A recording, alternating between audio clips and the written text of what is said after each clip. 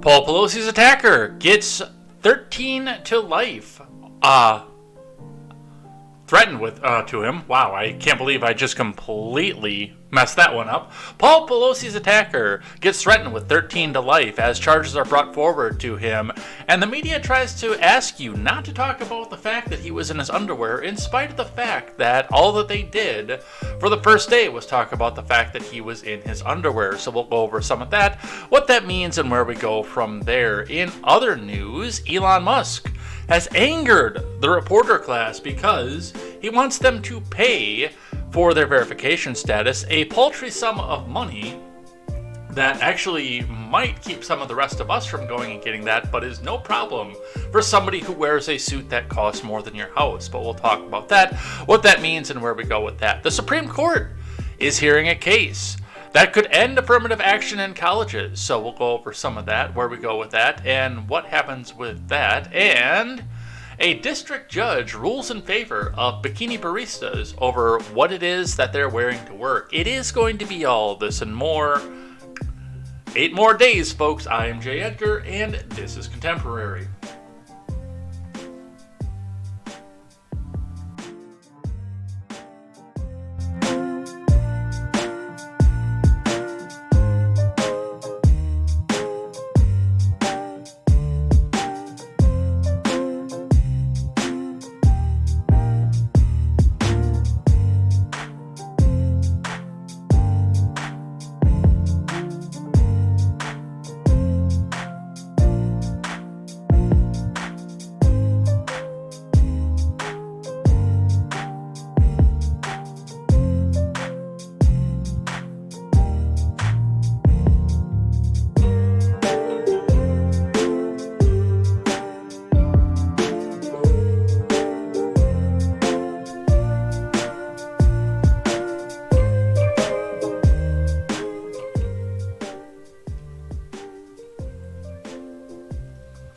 So I'm pretty sure at this point that Fox figured out that we're all archiving all their stuff because you can't look at it past an ad blocker.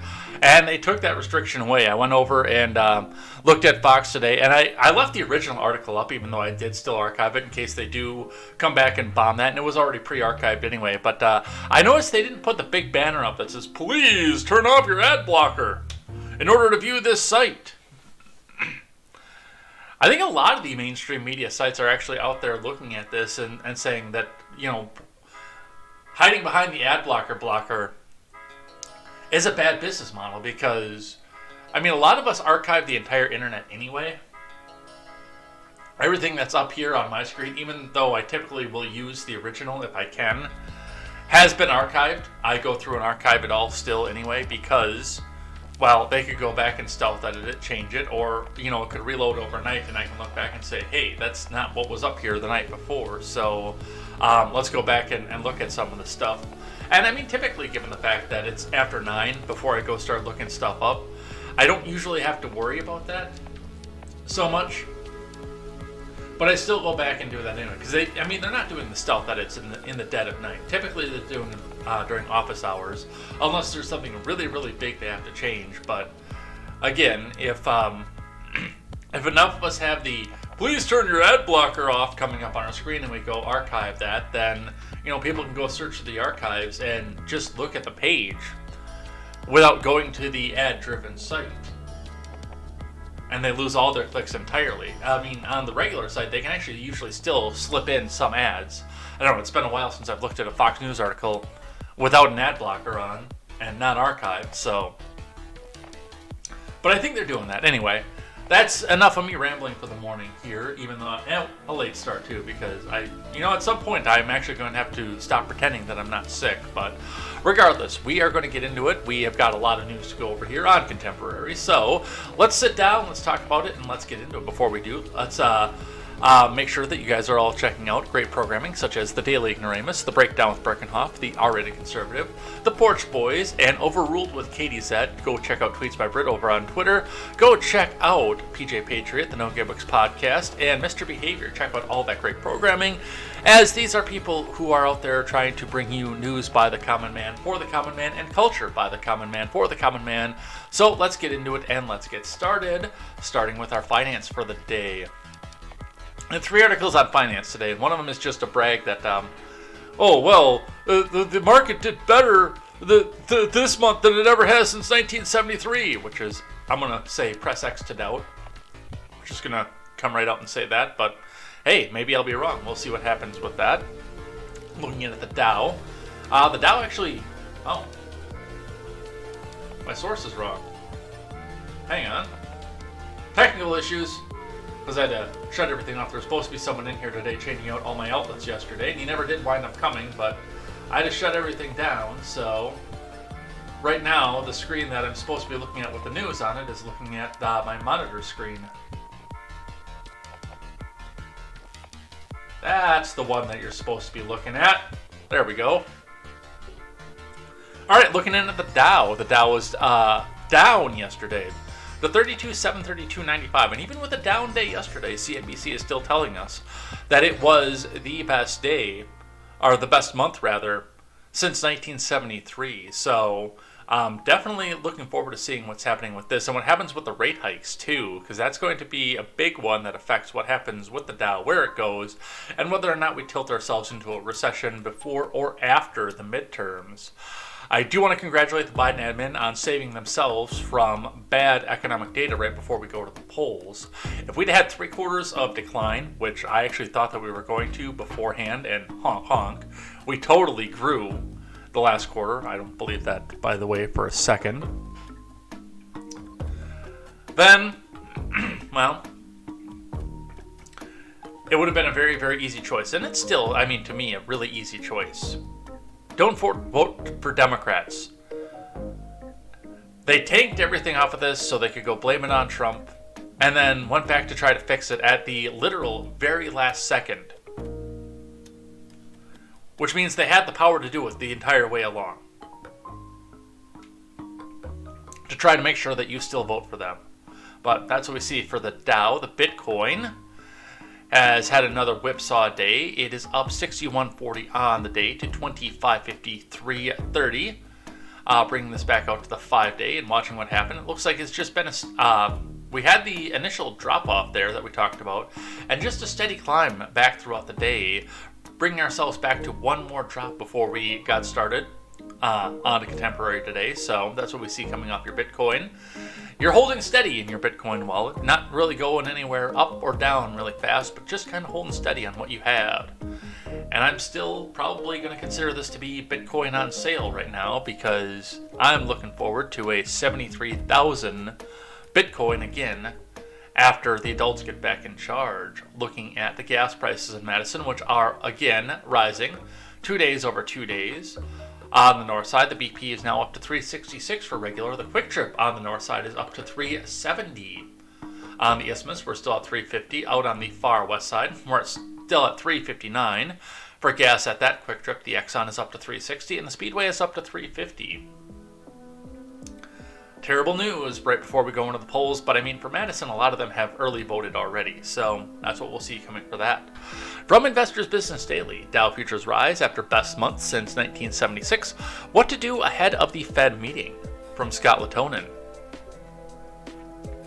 Dow futures were higher ahead of Tuesday's open as the Federal Reserve's 2-day meeting gets set to start. The Dow Industrial Average had its best month since 1976, surging nearly 14% in October.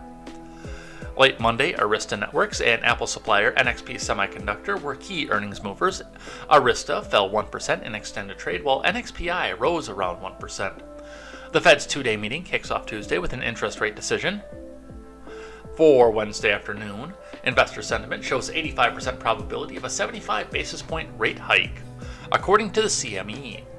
The Fed says it won't pivot, meaning slow its pace of rate increases until the strong labor market shows clear signs of slowing. But once the job market begins to roll over, Fed strategy and a broad array of economic factors are likely to change. This places Friday's jobs report under increased scrutiny. On Monday, the Dow fell 0.4 and the S&P lost 0.7. The tech-heavy Nasdaq sold off 1%.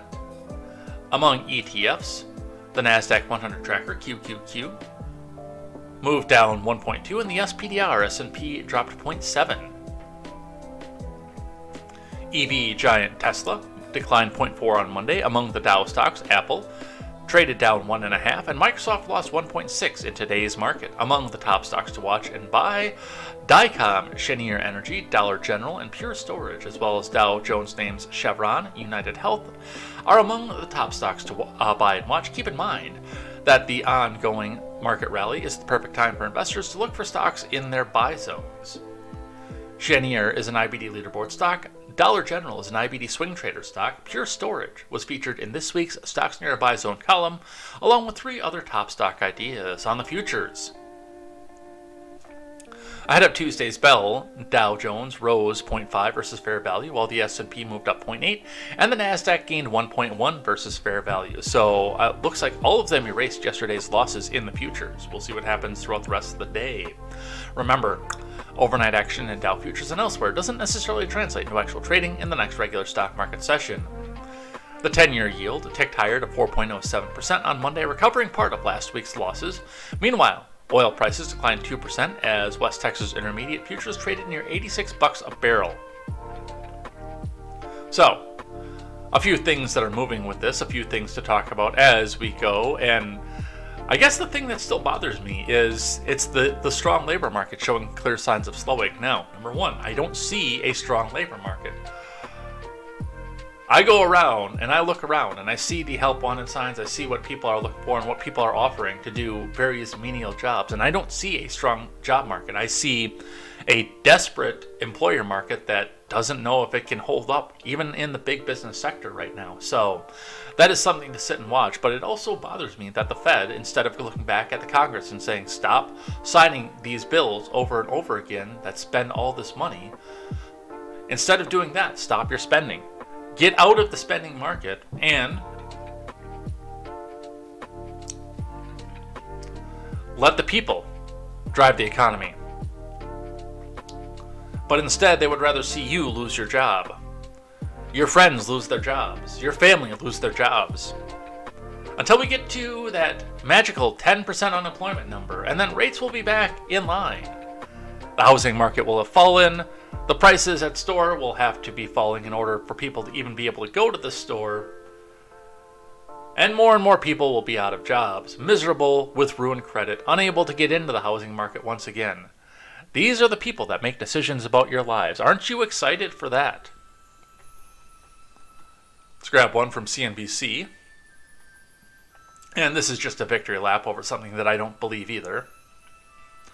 Dow closes lower on Monday, but still posts best month since 1976. From Samantha Subin and Jesse Pound. Stock slipped on Monday, but the Dow kept up its best month since 1976, and all the major averages snapped a 2-month losing streak.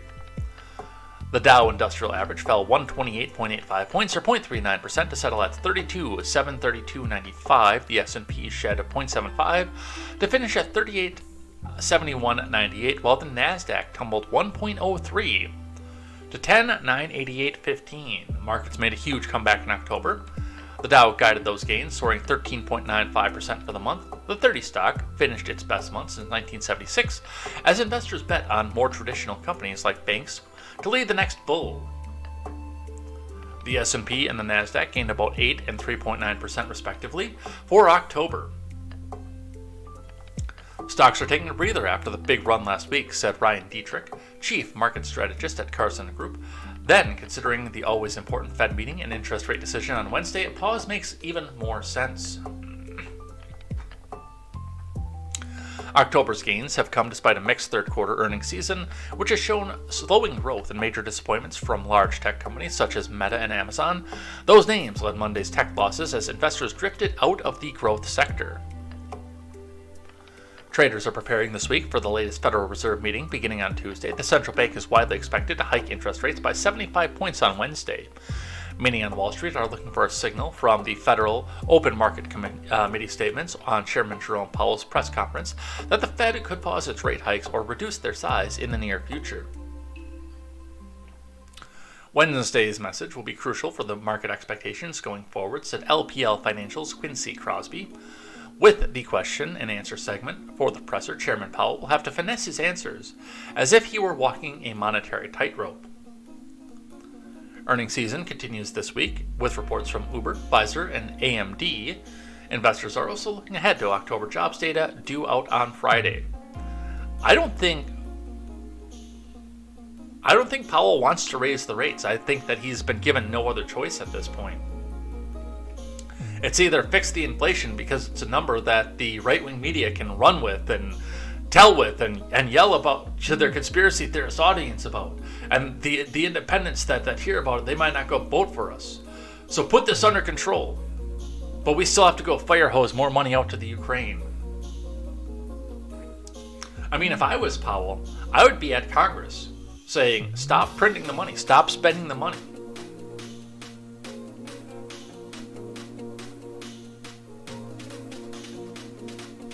But I'm pretty sure he fears that if he says that, he won't have a job and he'll be blackballed from banking entirely. He'll have to go work at Starbucks or something. So, that's what we see coming out of the markets. I have one more from the Blaze that I want to talk about here. And, well, this is because our favorite socialist, occasional Chavez, says, corporate greed caused inflation, not Biden policies, and claims, we're facing an environment of fascism from voter intimidation, okay, puppy? This is not entirely on the markets, but I thought this would work well with the finance. Socialist Democratic Rep. Alexandria Ocasio-Chavez, D-Twitch, denied that government policies exacerbated inflation and instead blamed corporate greed, while claiming Americans were in an environment of fascism. Well, that's because she's taken the mainstream media line, that it cannot be at all our wonderful and beautiful Biden's fault. It's got to be the corporations. The corporations are the cause of all your problems, which isn't too much of a stretch from what she was saying before she was in Congress, but regardless. Occasionally, Chavez made the claims that while being interviewed by MSDNC host Chris Hayes on his show, which explains a lot of this, she was addressing how Democrats were failing in the polls ahead of the midterm elections because of the weak economy. And it looks like we can probably see that. I wonder if they have it queued up. No. But she's there with Jamie Raskin, which means that she's been entirely enveloped by the corporate side of things. Even when we talk about issues like inflation, okay, puppy, a lot of this has to do with the massive consolidation of our markets and corporate greed, she claimed emphatically. Our inflation is not going up due to government policies. Inflation is going up due to Wall Street decisions. An environment of... Earlier in the interview, she also said America was facing an environment of fascism from Republican candidates running for Congress in the midterms in reference to some citizens, mostly on the right, ostensibly guarding voter ballot boxes from voter fraud. Okay, puppy?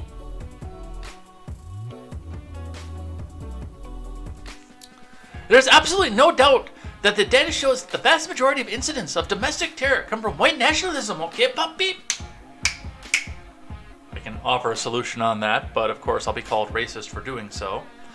And that we are really truly facing an environment of fascism in the United States of America. This type of intimidation at the polls brings us to Jim Crow, okay, puppy? It brings us back and harkens us back into a very unique form of American apartheid that is not that long past ago. And we have never fully healed from it, okay, puppy? And these wounds threaten to rip right back open if we do not strongly defend the democracy in the United States of America. Yeah, go vote for another war, Chavez. Let me see if I can find just some of that here. Voter discrimination and obstacles to the ballot, especially in African American. Shut up, Raskin. And in the United States of America, this type of intimidation at the polls brings us to Jim Crow. It brings us back and harkens back to a very unique form of American. This political party that increasingly doesn't believe in democracy. Well, I mean, I think what's really important and the way that we message about this is talking about the racial realities of our economic issues and the economic realities of racial issues. That these things are not distinct or siloed. If you are a Black American, if you are Black or Latino, in the last 20, 30, 40, 50 years, you were disproportionately targeted for unjust incarceration. Then once that happened, particularly centered on the war on drugs, then once you have that on your record, you cannot access housing in the same way. You cannot get employed in the same way. You have all these structural barriers that really funnel you into being trapped in poverty. When it talks about inflation, when we talk about redline, when we talk about who can get a mortgage, inflation is going up due to Wall Street decisions and the idea that they can just squeeze us for every penny that we're worth. And we can also say that and acknowledge the fact that that's impacting some communities more than others. And that, I think, is how we can really emphasize this message. But you know, I think it's just really important to, again, center this fact that this idea that it's either or is very dangerous. And the idea that emphasizing social equity is somehow a detriment to our democracy is playing into the hands of the folks that don't want us to talk about either. Look, we need a functioning democracy in order to deliver the economic goods to the people. I'm proud of the fact that it's our party. I don't know if people believe that, though. Well, but it's true. I honestly think that people's belief in that as a first principle. I'll give you a great example of it. I'll give you two great. All right, I can't listen to Jamie Raskin. He's one of the few that I cannot listen to at all. But it's us versus them, and it's the billionaires. No, we as rich people can spend however much of your money that you want, but it's the billionaires that are doing it. Okay, puppy? Also, I'm curious as to where she has to go back to because she was born in Manhattan.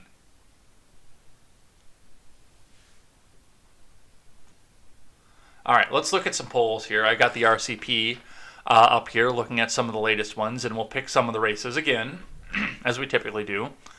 The ones who are really, really out there.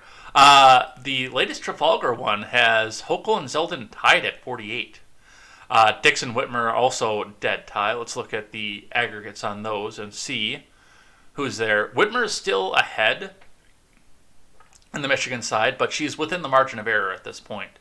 And most of the recent things, I mean, you've got a couple that are really up there, but it looks like you've got more in the recent polling that's a tie or either a statistical noise. This one is really, really competitive in a state that it should not be competitive in. This one is competitive to the point that maybe Detroit might not be the one that picks the statewide race for Michigan this time.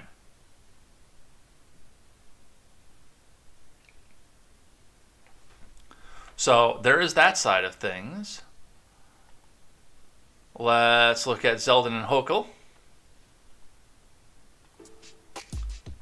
Zeldin and Hochul. Hochul is up 4.5, which again is not a position that Kathy Hochul should be in at this point in a race in New York.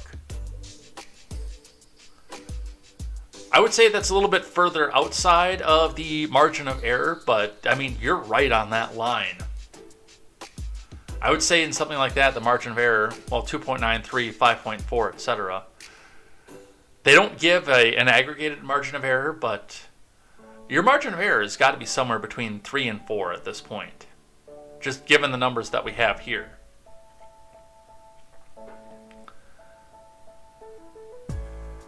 So you might be outside of that, but not by much. This is a race that Hochul could lose. And I can't believe I'm saying that about the state of New York in a statewide race, whose fate is determined by Brooklyn, the Bronx, and Manhattan.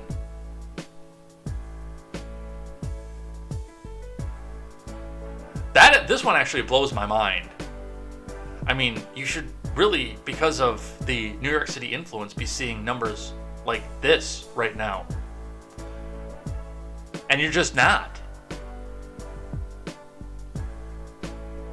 Let's see, what else do we have? In Alabama, I think that one's pretty much sealed up. Yeah, Britt plus 29. That one's sealed up. Job approval, disapproval plus 12.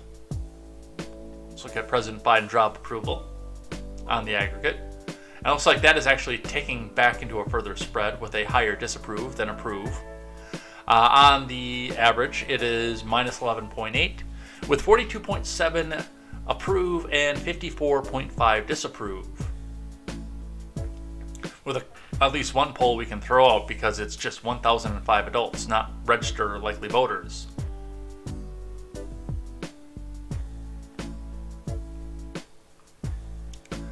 Kemp versus Abrams. Kemp +7. Kemp is walking away with this. Walker versus Warnock. Walker +1. For the Atlanta Journal-Constitution, a historically left-leaning publication. Kemp on the aggregate, +7.6. He's going to walk away with that one. He's going to grab that one walking away. Abrams in the aggregate has never even been ahead.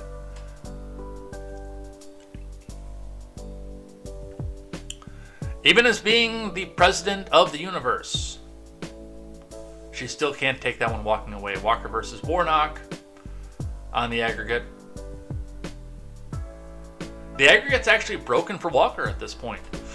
Another tie in a series of very, very favorable polls for Walker over Warnock has shifted this back in the other direction. So we could see Warnock lose in the Senate as well. I know a lot of the RCP average is saying +3 Senate, +3R Senate. I don't think it can get to 60 just by the seats that are up. But I'm actually a little bit comfortable saying +5 at this point because it's looking to go that direction. Let's see, what else do we have? Blake Kelly versus Masters. We've got a couple positive ones for Mark Kelly, which is weird. At a Kelly +2.4, I think Kerry Lake might just bring that one over for him. But that one's going to be hard to say.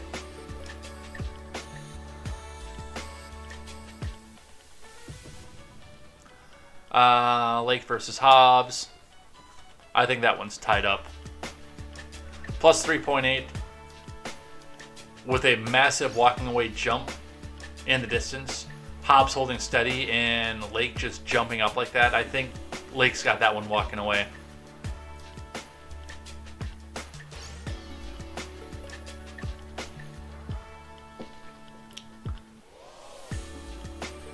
Direction of the country, wrong track is 36.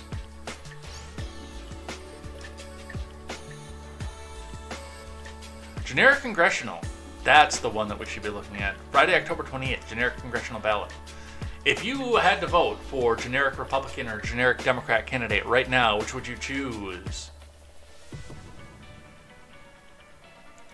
Now, the aggregate is still 2.8, but we're seeing Trafalgar, Rasmussen, +6, +7. Data for Progress, a historically, again, Democratic outlet, is showing +4 Republican.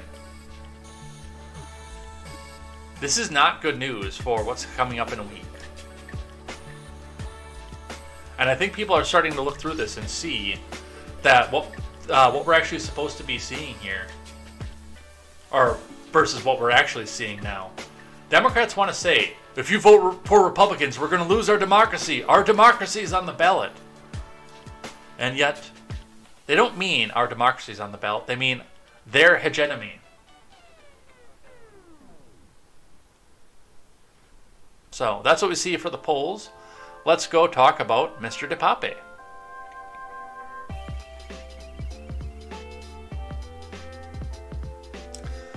Paul Pelosi suspect is charged with attempting to kidnap House Speaker and attempted murder. Paul Pelosi is making steady progress on what will be a long recovery process. House Speaker Pelosi said in a statement on Monday following the announcement of state and federal charges against the man accused of attacking him. Since the horrific attack on Paul early Friday, we've been deluged with thousands of messages conveying concerns, prayers, and warm wishes, the statement said. Our family thanks everyone for their kindness. David DePape, 42, has been charged with a litany of crimes, including assault, attempted murder, attempted kidnapping, following last week's break-in at the couple's San Francisco home, just less than 2 weeks before the midterms. The U.S. Attorney's Office and San Francisco DA's attorney announced on Monday. He was charged with one count of attempting to kidnap a U.S. official, according to the U.S. Attorney's Office for the Northern District of California. That charge relates to Pelosi, who DePape told police he planned to hold hostage, according to the FBI affidavit unsealed on Monday. I'm sure he did. The attempted kidnapping charge carries a maximum of 20 years. DePape was also charged with one count of assault of an immediate family member of a U.S. official with the intent to retaliate against the official. The charge relates to the crime allegedly committed against Paul Pelosi, carries a maximum sentence of 30 years. The federal charges against DePape are in addition to state charges, with the San Francisco DA said later include attempted murder, residential burglary, assault with a deadly weapon, elder abuse, false imprisonment of an elder, as well as threats to a public official and their family. Based on the current state charges, DePape is facing 13 years to life. San Francisco DA Brooke Jenkins said she said DePape is expected in court for his arraignment on Tuesday. Jenkins said at her news conference that the Pelosi attack was politically motivated. Well, I'm sure it was, just not in the way that they're telling us. Yes, it appears as though this was, based on his statements and comments that were made in that house during his encounter with Mr. Pelosi, that this was politically motivated, Jenkins said. CNN reported earlier Monday that Paul Pelosi was interviewed this weekend at the hospital by investigators and was able to provide details of the attack, according to two law enforcement sources and a source familiar with the matter. Among those conducting the interview were FBI and local law enforcement investigators. The court filing related to the federal charges against DePape revealed the most detailed account yet of Paul Pelosi's 911 call while the incident was unfolding. Pelosi stated words to the effect of, "There's a male in the home," and that the male is going to wait for Pelosi's wife. Pelosi further conveyed that he does not know who the male is. The male said his name is David. An FBI agent said in a sworn affidavit that was unsealed on Monday. Has the call actually been unsealed? I mean, we got the sound clip off of it. Paul Pelosi called 911 at 2:23 a.m. Pacific time on Friday, and police arrived at his house 8 minutes later, according to an affidavit unsealed on Monday. Let's see. Here are details from Paul Pelosi's coded 911 call that led to his rescue. What do you want to bet this is just a bunch of anchors talking over selectively edited pieces? You've got remarkable new details about how police got word that something was happening. So this starts to unfold at some point in the early morning hours when the defendant who's charged here gets in the house and encounters Mr. Pelosi. And Mr. Pelosi can tell this guy's unhinged, this is going bad. So somehow he gets on his cell phone and dials 911 surreptitiously, and he leaves that line open. It may be in his pocket, maybe on the table. But at that point, Heather Grimes, an emergency dispatcher at San Francisco Police, this happens all the time. You get a call, there's no voice on the other end of it. Hello, hello, 911, what's your emergency? And sometimes you disconnect. But she's sensing something. There's a conversation going on in the background. She's sensing something isn't right. So she listens in, turns up the volume, and Paul Pelosi is basically trying to tell her in code what's going on. Why are you here? What are you going to do to me? I mean, you can imagine how he's trying to not let the attacker know that 911 is listening, but he gives enough information. So she puts out a priority A wellness call. A wellness call is very common. I haven't heard from my Aunt Sally in a week. Could you go check on the house? This is something's going on right now that's not right in the house. So they go code 3, and Kobe Willens, the first officer, his partner Kyle, come through the door. And Pelosi apparently is still trying to keep this down by playing off, as the police come in, what's going on. Then he goes to, grab the hammer, and our 6'2", 250-pound assailant hits him in the head as the officers are crossing the room. All of this is on body camera, and, eventually in some criminal proceeding may come out. All this is on body camera. That is one of the things that has made me question what's going on with this. Is all of this, the strike happened just happened to happen on body camera and not a moment before any of this. Oh, yes, no, just let me go to the bathroom, please. And I'm going to call 911 while I'm there, and I'm going to speak very loudly. Mr. DePape, please speak very loudly too, except I'm going to claim that I don't know who you are. When the door was open, Pelosi and DePape were both holding a hammer with one hand, and DePape had his other hand holding on to Pelosi's forearm. The affidavit said Pelosi greeted the officers. The officer asked them what he was going to do. DePape responded that everything was good. Officers then asked Pelosi and DePape to drop the hammer.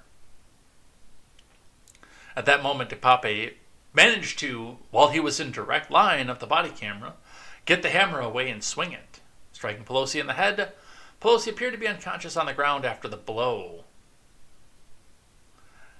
And yet he survived somehow. If you are that deep in the soy that you can't kill an 82-year-old man with a hammer blow, I question whether or not this was an actual event.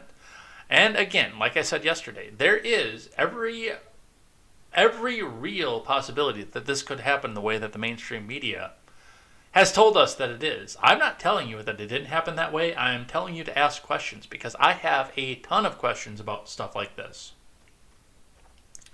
And the fact that we're being demonized as dangerous conspiracy theorists for asking the questions that journalists should be asking in the first place tells me that there is more to the story than what was being presented to us. So that's where I stand with this. We got one from our friends over at NPR. I might actually skip over this one because it's a review of what we just saw in the CNN article. This is from Dustin Jones. David DePape charged with an assault, attempted kidnapping on the attack in Paul Pelosi. And remember to hit that donate button because NPR needs our money, comrade, to make sure that they can continue to tell you that David DePape was completely right-wing for his entire life, never had a shred of left-wing thought or being a Democrat, in spite of the fact that he lived in San Francisco, was only a right-wing terrorist, and he didn't exist before January 6th. So, make sure you hit that donate button, because NPR is never printing reality. Never National Progressive Radio. Let's see what it is that they have to say. I think this is going to be pretty much the same information from the last one. Police responded to a 911 call, according to DOJ, after the 82-year-old woke up to an intruder in his bedroom.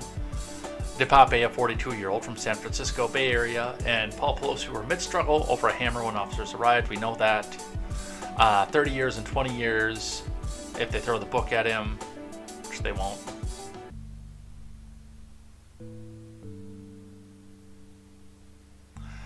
President Biden condemned the assault as despicable, tying it to the spread of misinformation and the January 6th attack on the Capitol.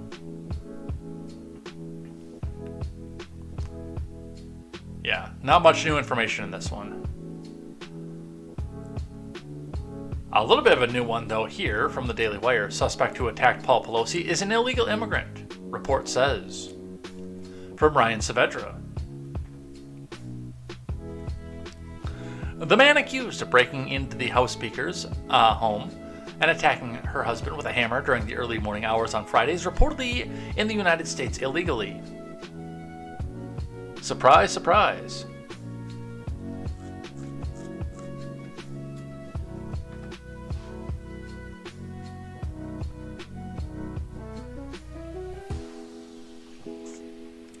Fox News correspondent Bill Malugin reported Monday afternoon, per ICE source David DePape, the suspect accused of beating Paul Pelosi in his home with a hammer after breaking in, is currently in the U.S. illegally as a long-time visa overstay.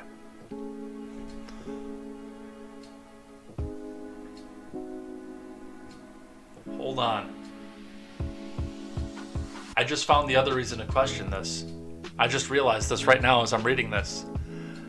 Do you think this guy gets deported and never heard from again? He gets deported back to his home country. He lives out the rest of his life in some hemp farm in British Columbia and never actually has to face...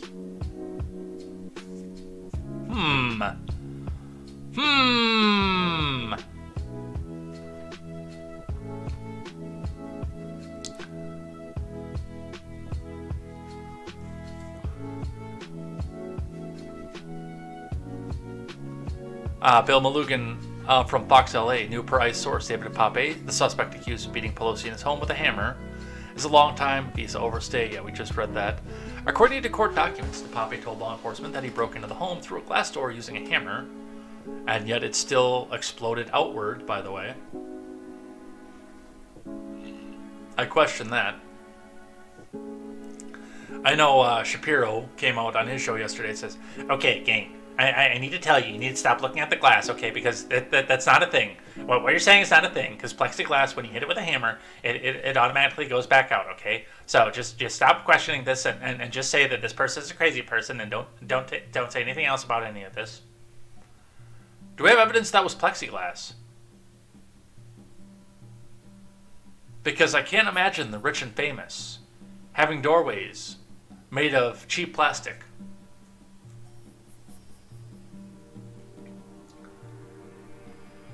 I think that they would rather use the inch-thick glass that they use for cages around gas station attendants.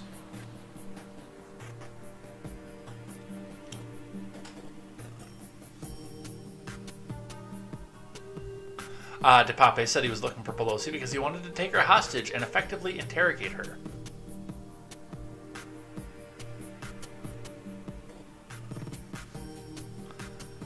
If Nancy were to tell DePape the truth, he would let her go, and if she lied, he was going to break her kneecaps, the court document said.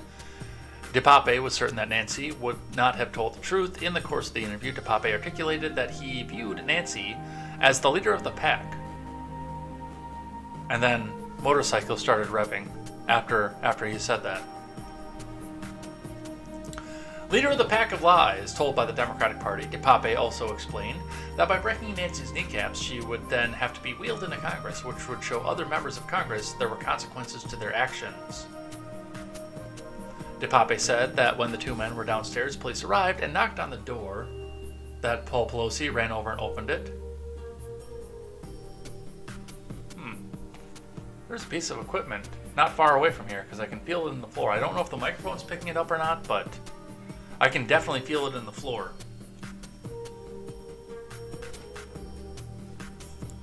Let's see. According to the court documents, Pelosi grabbed onto DePape's hammer, which was in DePape's hands. The document continued. At this point in the interview, DePape repeated that DePape did not plan to surrender and that he would go through Pelosi. DePape stated that he pulled the hammer away from Pelosi and swung the hammer towards Pelosi. He then explained that Pelosi's actions resulted in Pelosi taking the punishment instead. DePape, who was born in Canada, has been described as a troubled transient and nudist with extreme political views, and a woman who describes herself as his daughter said Friday he molested her and her brothers when they were children. Inti Gonzalez, who said her mother met DePape when she was pregnant with her and began a long relationship with him, wrote in a blog post that DePape molested her and her brothers, who she said were DePape's biological sons, the Daily Mail reported.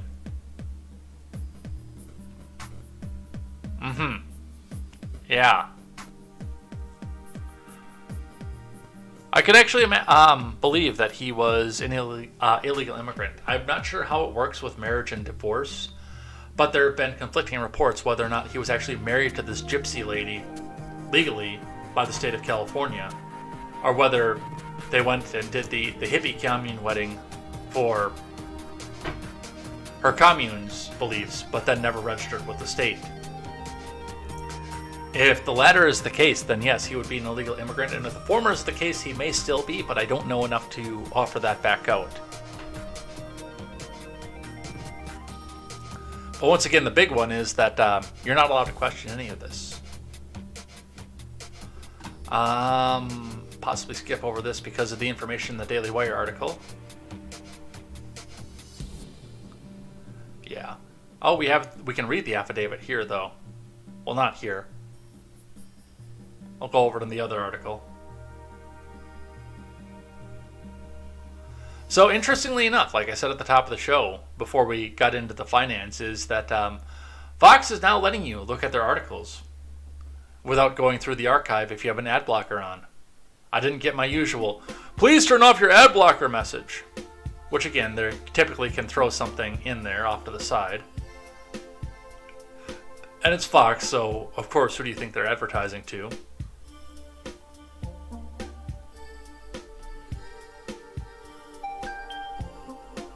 So we've got the affidavit here. It is an 8-page affidavit. We can look through some of this here.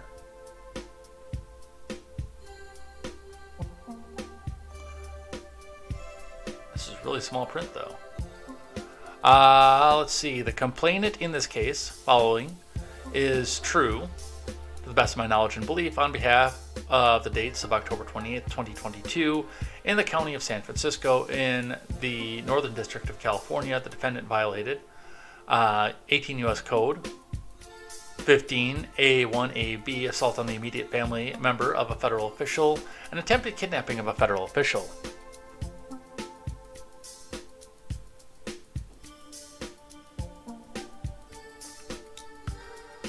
We've got the application for the warrant.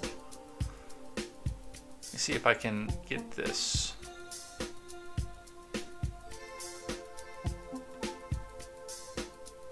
No, don't print it. No.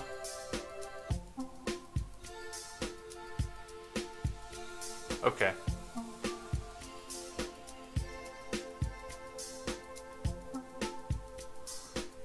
We'll bring this in here and I'll put this up in the Discord.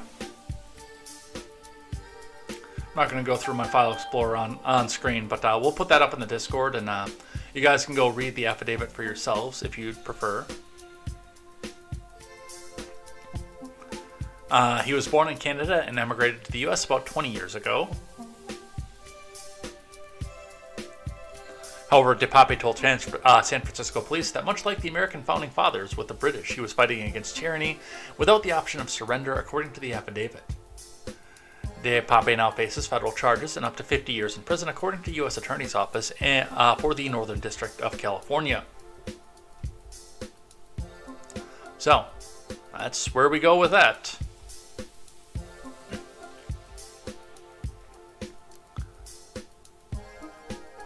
We've got one from The Blaze. CBS anchor talks over GOP guest to implicate Republicans for political violence.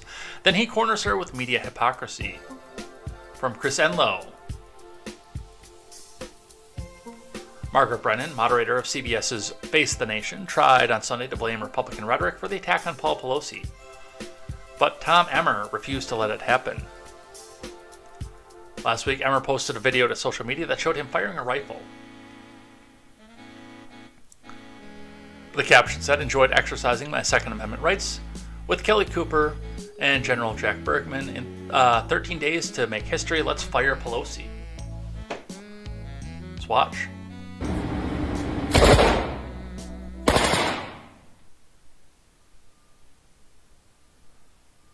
Awesome.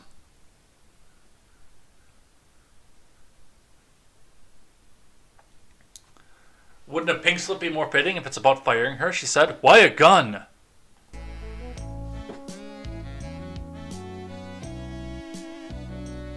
Sensing Brennan was trying to connect his video and GOP rhetoric to political violence, Emers called out the media's hypocrisy, namely that they did not blame Democrats when Steve Scalise and other GOP lawmakers were nearly assassinated by a far-left Bernie Sanders supporter in 2017.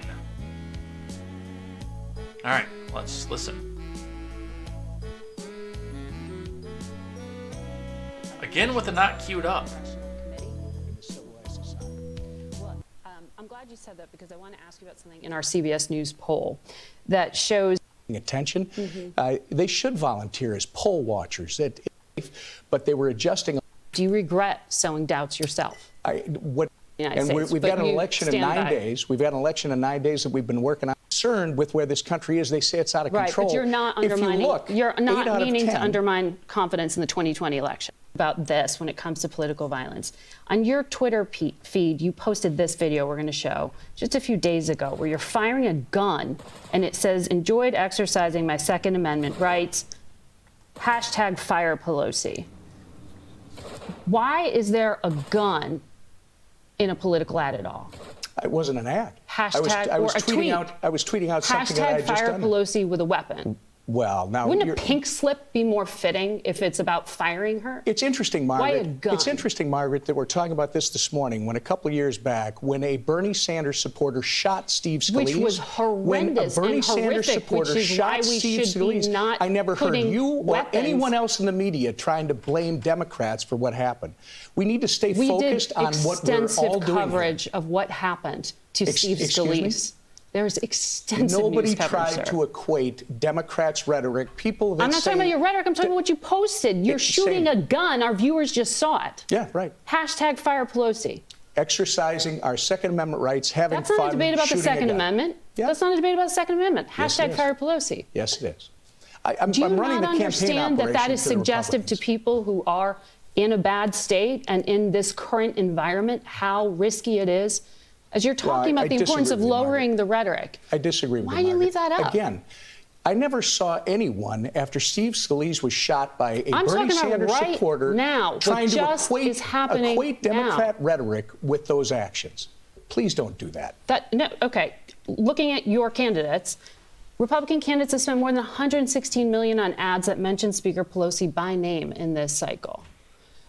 If this is about the issues, why don't you make it about the issues? Why not depersonalize it? It is absolutely about the issues. It's about the fact that we have double-digit inflation, exploding cost of living. We've got a crime wave across this country that is in the direct this moment, result. we are that is 8 the direct days result. out. Don't you think this needs to change? Why not Again. pull some of these ads? Why not just delete your tweet? I'm sure people like to talk about anything but what the Democrats have done to this country, which, quite frankly, is exploding cost of living, a crime wave in our major cities that is the result of this defund the police nonsense and cashless bail. I mean, you look at New York City, where you put someone in jail at 9 p.m. for assaulting someone on the street, and they're back out on the street at 9 a.m. committing crimes again. You look at my state of Minnesota. Minneapolis has 6,000 assaults since the beginning of the year, Margaret. Those are the issues that are top of mind for every voter in this country. Yeah. That's why they're going to show up on November 8th, and that's why Republicans are going to win in the midterms.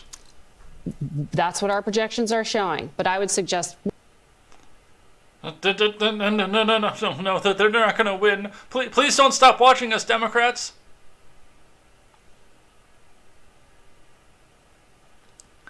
CNN investigates. Absolutely no evidence. Police FBI affidavit debunks salacious conspiracy theories about FBI attack pushed by conservatives. I'm gonna debunk!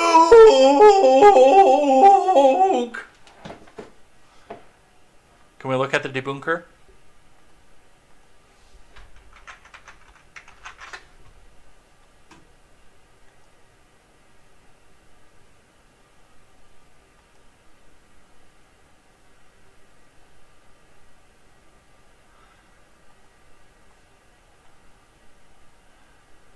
There's your debunker right there. The debunker has premium Snopes membership. Hashtag fact check.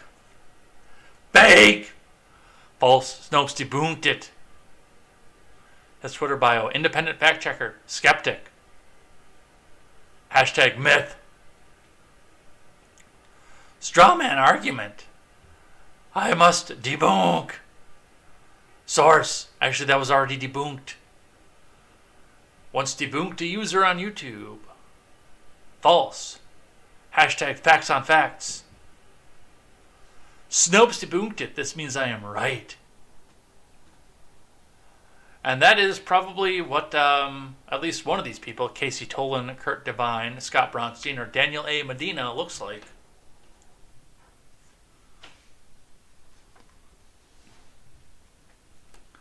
Prominent figures on social media, including some of the loudest voices on the political right, are pushing salacious and false conspiracy theory about the attack on House Speaker Pelosi's husband in an apparent attempt to shift the narrative about the assault. The claims that big names like Elon Musk, Trump Jr., Dinesh D'Souza have promoted to millions of their followers Paul Pelosi and the man who attacked them were gay lovers who had gotten into a fight.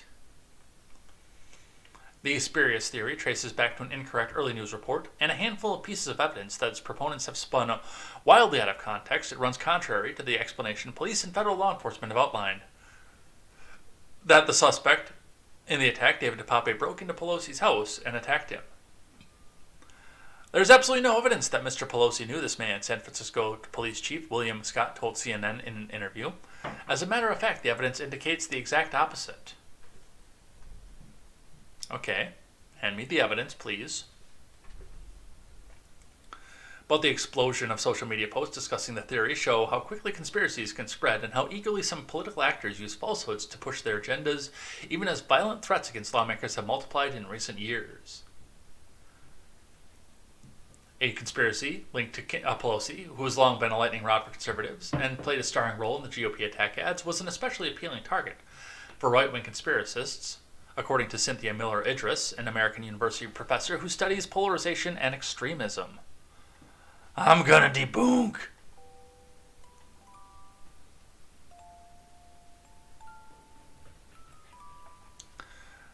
We have a population that's unable to discern what is true and what's not, and the spreading of misinformation from credible sources undermines that. Miller Idris says people are willing to accept conspiracy theories when they reinforce the narrative they already had in their heads.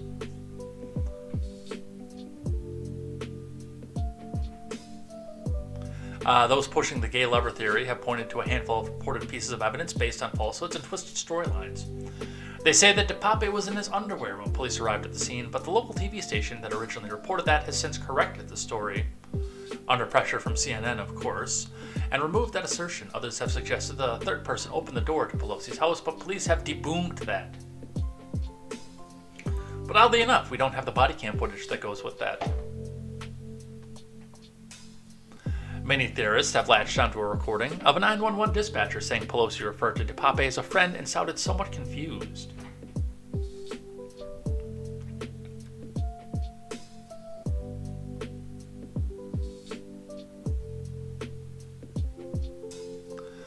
Despite the lack of evidence, it took less than 24 hours after the attack for the gay lover theory to take root in right-wing social media circles. There have been at least 19,000 tweets mentioning the words Pelosi and gay since the day of the attack, garnering a total of more than 700,000 likes according to CNN analysis. And that doesn't include tweets referencing the theory about those words, or tweets that have since been deleted. One of the first widely shared tweets endorsing the theory appears to have come at 11:36 a.m. on Friday, the day of the attack, gaining more than 2,700 retweets. That evening, Raheem Kassam, former Breitbart writer and co-host of Steve Bannon's podcast, tweeted, "They're still pretending it wasn't Paul Pelosi's gay lover," earning 1,000 retweets. Again, I'm going to say it the way that I said it right at the top when I started talking about this. There is a lower and lower and lower possibility that all of this happened exactly the same way that our mainstream media counterparts told us that it happened. But that possibility is slipping in a hurry, in a big, big, big hurry.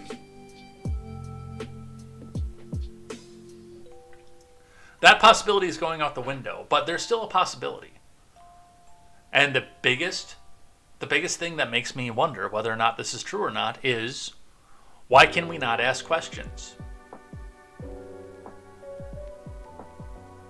Why are we called dangerous conspiracy theorists, right-wing propagandists, for asking questions that journalists should be asking in the first place? That is what really leads a lot of people, especially. And I mean, I hate to say it, but it's the same thing that leads people down the path that Kanye's gone down. A certain group of people that you're never allowed to question, and a certain event that you're never allowed to question.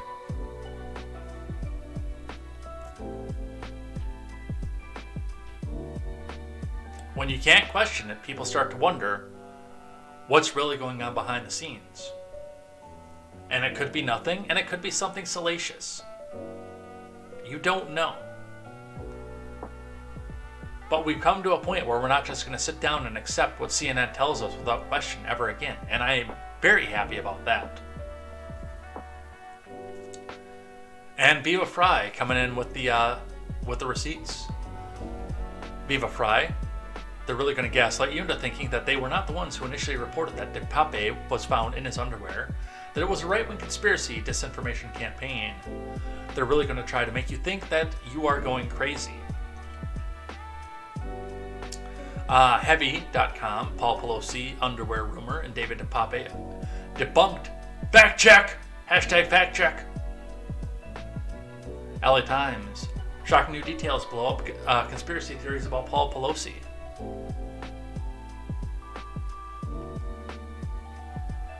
iHeartMedia, from NBC News, man in underwear attacked Paul Pelosi with a hammer.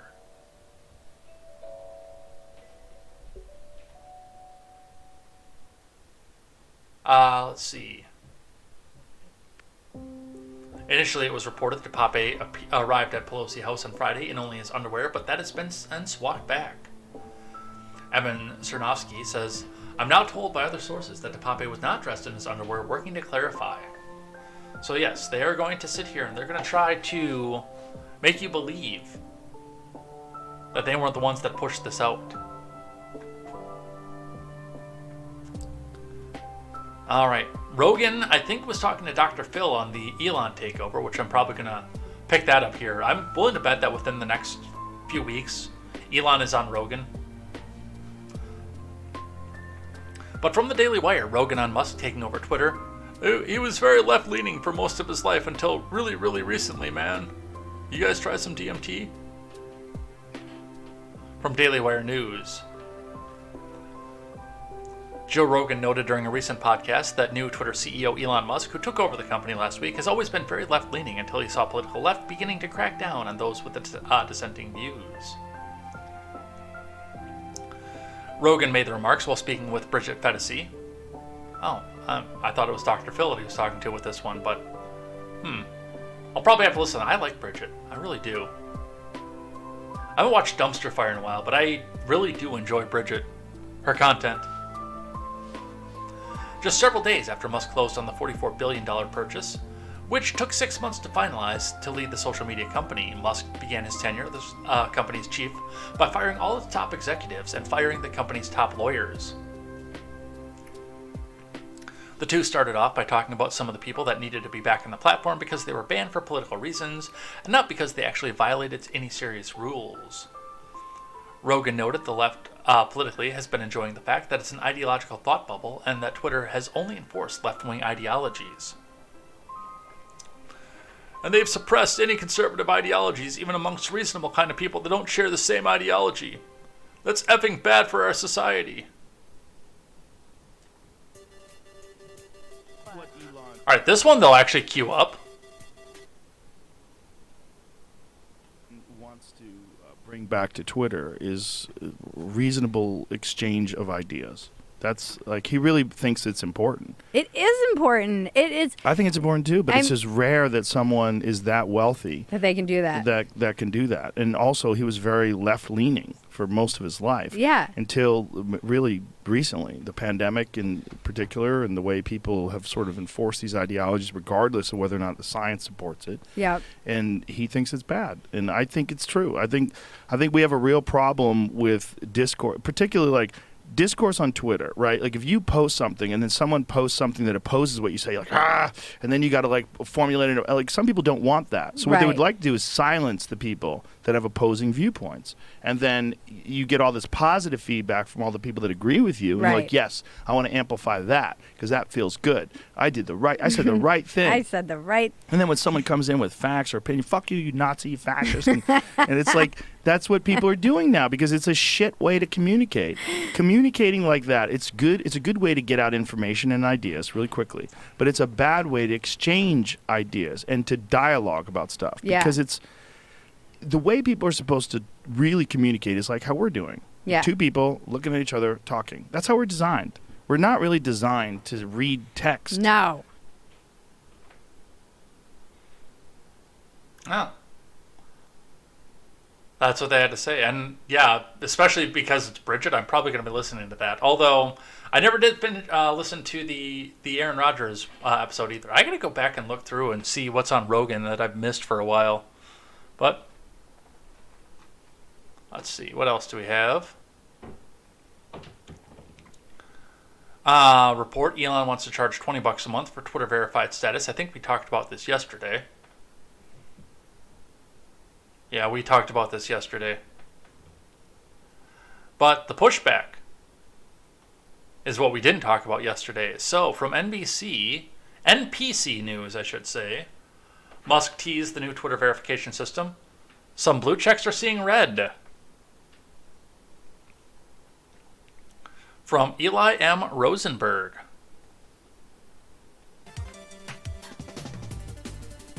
Critics of Elon Musk's Twitter takeover say any plan to charge users for identity verification could make information on the site less trustworthy and more vulnerable to manipulation, devaluing the company. The idea of a monthly fee for blue verification checkmark by users' names was reported Sunday by Casey Newton's tech-focused newsletter Platformer. Currently, notable users can receive the verification for free provided they meet a series of qualifications.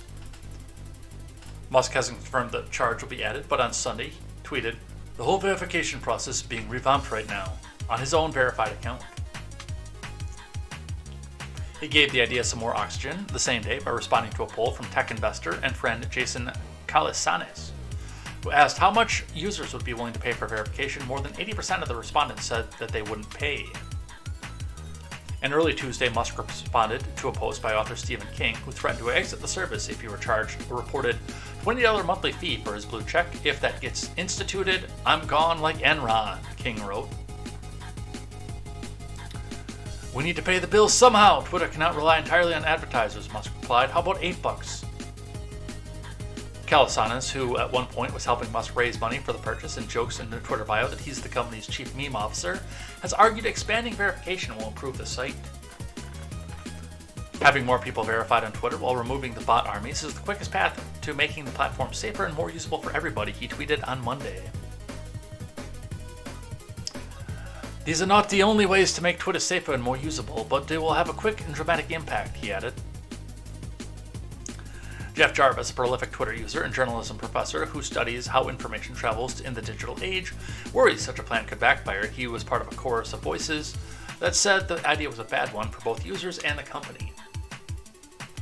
"Every prankster, marketer, and scuzzy propagandist will buy a blue checkmark and therefore completely devalue the blue checkmark.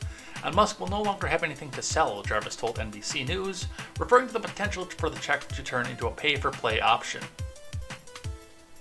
I'm going to push back on this a little bit. And I know that I've talked about this in the past. And I've used online dating as a parallel.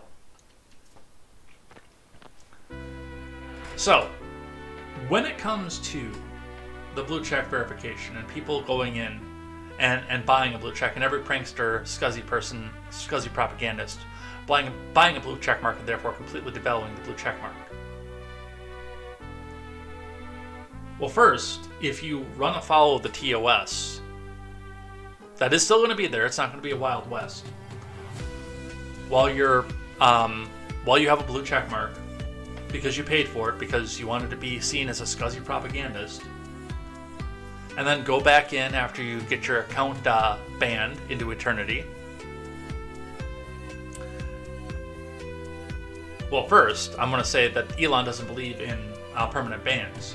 Let me back up and point that out. He doesn't believe in permanent bans. So, when you do come back and get your verification badge, and you're away for a while and you can't go back and spam post and troll and prank on somebody else with a verification badge, you're going to have to go back and make your new account and buy another verification badge. So that money's going to add up really quickly. And the second side of that is you're going to go back and do that with the same credit card that you used before, which is probably going to set off some alarm somewhere in there and saying, hey, this person's doing a ban evasion, and trying to be verified while doing a ban evasion. And second, the big one, the one that really points it out to me, is the people who are going to pay this they're going to be the ones who are making money off of this. A person who's just going on there to crap post is not going to spend $20 a month to crack post. I'm going to tell you that right off the bat. The people who are going to buy this are going to be the rich celebrities the people who were supposed to have this in the first place, not the people who got it because they had the right kind of thought, like it was under Parag Agrawal and the end of Jack Dorsey. It's going to be the people whose publicist is going to go back and say, I need you to be verified because somebody's going to go pretend to be you. Oh, well, you're a walk-on role in a Marvel movie? Okay, well, you're going to be verified now. I'm your publicist now. I'm going to pay $20 a month to give you this blue check badge. It's not going to be a 14-year-old troll on the internet. And lastly, when I go back, and I've teased this before and I'll talk about it now, online dating. Especially for women. And I've heard the horror stories. I've not been a woman on online dating, but I've heard the horror stories. As you go in with the online dating, and the first thing that you see, or even like on Instagram with DMs, if you have DMs open, or even if you don't have them open, but you still get the request out there, and you see a penis, or a lot of peni. You open up your DMs and it's an explosion.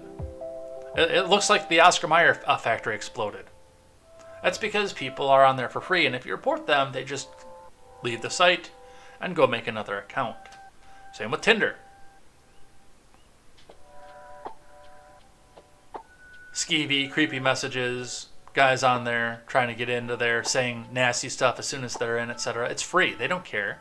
If they get banned off of it, they go make another one. There's actually a girl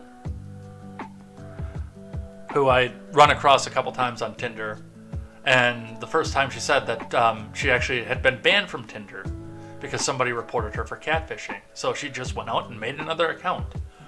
If it's free, there's nothing to lose. Whereas if you're going on to eHarmony and paying, I don't even know what it costs a month anymore. I think it's still $53.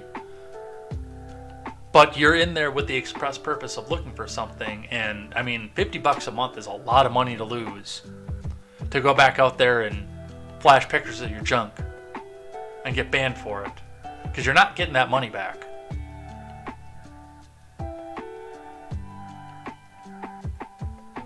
So no, I don't think every prankster, marketer, and scuzzy propagandist will buy a blue check mark. I think businesses will, I think celebrities, publicists will, and I think the vast majority of us will just get on with our lives. If Turns and Pages takes off at some point, any point in life, I would be buying them for those people. That I would do. Reporters are angry that Elon Musk planned to have them pay for verification. Dumb billionaire does dumb thing on impulse. From Carlos Garcia.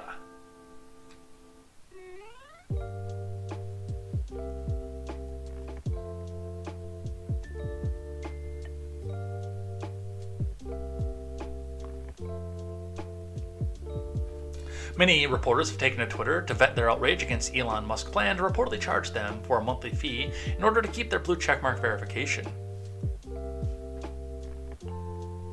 Twitter verification is one of the platform's strategies to keep fake accounts from spreading false information. When an account is verified, it receives a blue checkmark to let others know the account is official. Journalists say having them pay for verification will hurt journalism and spread more false news. Hey Elon Musk, I'm not paying $240 a year to stay verified. No one will. It's not a status symbol, it's a security feature. Making it a paid service will hurt tons of journalists and make fake news spread more easily, tweeted Matthew Chapman of Raw Story. Well, Matthew, you wouldn't be the one that was paying it. It would be Raw Story would be paying it to make sure people know that you're a verified Raw Story journalist. And when you get fired from Raw Story, you'll lose your blue check mark.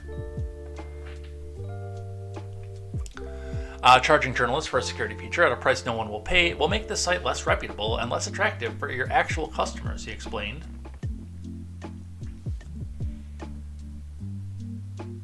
Others agreed. I think it's possible that charging for verification, which journalists mostly use for identity, but which confers some clout, is actually a thinly veiled attack on journalism, read another response. Reporter Scott Nover of Quartz responded, if he thinks anyone will pay $240 a year for a blue checkmark, he doesn't know how much money journalists will actually make. What will happen when reputable news organizations refuse to pay the richest man in the world to keep their journalists verified and propaganda networks happily pay up for legitimacy of a blue checkmark, tweeted journalist Rachel Dodds. There you go. I just brought up the example of Raw Story. Yes, a propaganda network will happily pay for the legitimacy of a blue checkmark. So will CNN, the New York Times, and MSDNC. Yes, they'll happily, as propaganda networks, pay for the legitimacy of the blue checkmark. Absolutely.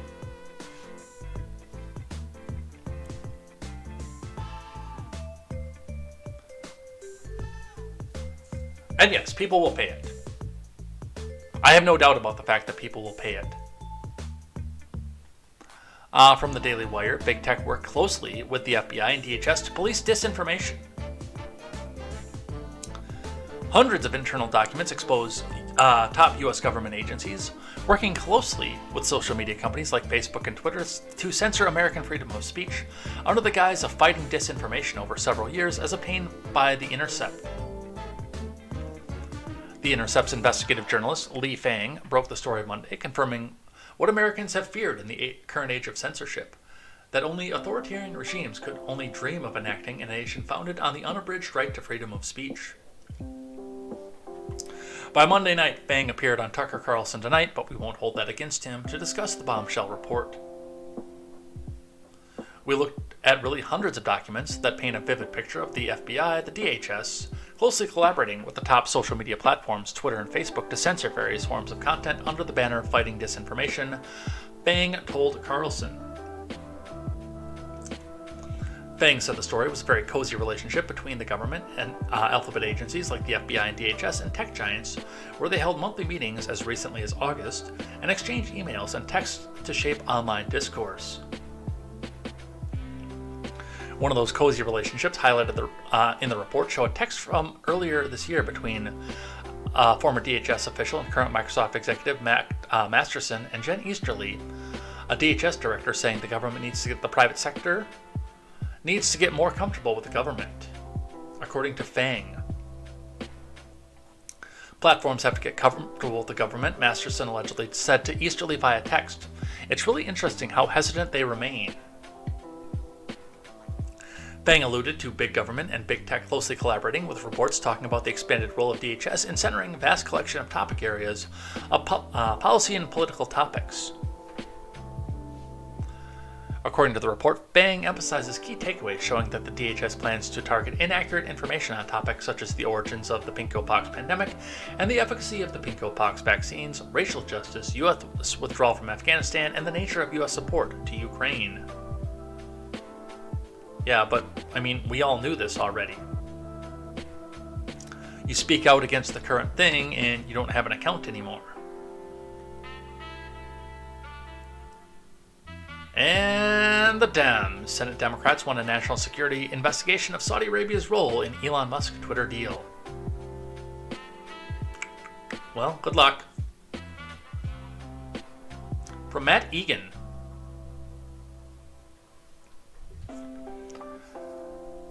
Democrat Senator Chris Murphy is calling on the federal government to investigate a national security concerns raised by Saudi Arabia's role in the Elon takeover of Twitter. Saudi Arabian Prince Al-Walid bin Talal helped Musk finance the $44 billion acquisition by rolling over his existing $1.9 billion stake in the social media company. The move makes Saudi entities the second largest shareholder in Twitter, behind only Musk himself. We should be concerned that the Saudis, who have a clear interest in repressing political speech and impacting U.S. politics, are now the second largest owner of a major social media platform, Murphy said in a tweet on Monday. Yeah, this is all propaganda. This is something else to try to come out and make midterm promises and midterm begs, last-minute begs for midterm votes. Because you don't want to see Elon really take this company, do you? I mean, we know that you can go over to tribal, but they kick off anybody on the right wing. You don't get to go dunk on them. It's really a tribal situation.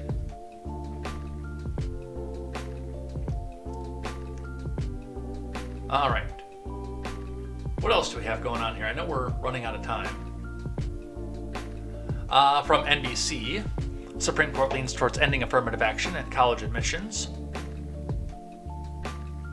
From Lawrence Hurley. Conservative Supreme Court justices on Monday indicated they're willing to end the explicit consideration of race in college admissions as they weighed cases challenging affirmative action policies at the University of North Carolina and Harvard University.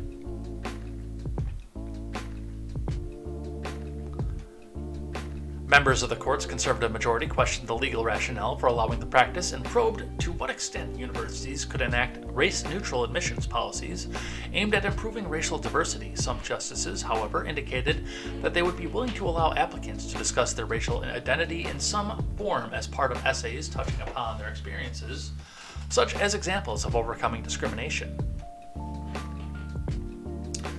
Liberal justices who are in the minority defended the use of race in admissions, citing the importance of diversity on campus and the difficulty in achieving that goal without any consideration of race. Affirmative action, introduced to redress historic discrimination, has been a contentious issue for years. Strongly supported by educational institutions and corporate America as vital to fostering diversity and condemned by conservatives as antithetical to the notion that racial equality means all races are treated the same. All races are treated the same, but some races are more equal than others. The Supreme Court, which has a 6-3 conservative majority, heard back-to-back oral arguments in the UNC and Harvard cases. In cases brought by a group called Students for Fair Admissions, led by conservative activist Ed Bloom, a ruling is due by the end of June. At various points during the almost 5 hours of oral arguments, conservative justices expressed hostility to explicit consideration of race in an application. What do you learn from the mere checking of the box? Justice Alito asked UNC lawyer Ryan Park. But some conservatives seem more open to at least some recognition of an applicant's race as part of the process. I mean, hey, we got Karine Jean-Pierre out of it, right? If box checking is not allowed, it would be acceptable if Harvard was allowed to take into consideration what an applicant would say in an essay about having to confront discrimination growing up, and how he or she did that. John Roberts asked Cameron Norris, the lawyer challenging Harvard's policy. Norris said such expressions of racial identity could be lawfully considered by the university. Conservative Justice Amy Coney Barrett, a former professor at Notre Dame, was among those who seemed sympathetic to the consideration of what she called a student's experiential statement that touched on race as opposed to box checking referenced by Alito. I'm actually kind of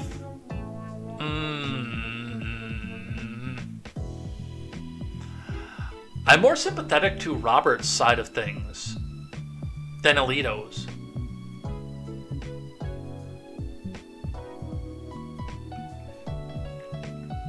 I mean, if you have a legitimate story of overcoming discrimination and that's shaped how you've done things in life, I do think that should be grounds for you to be able to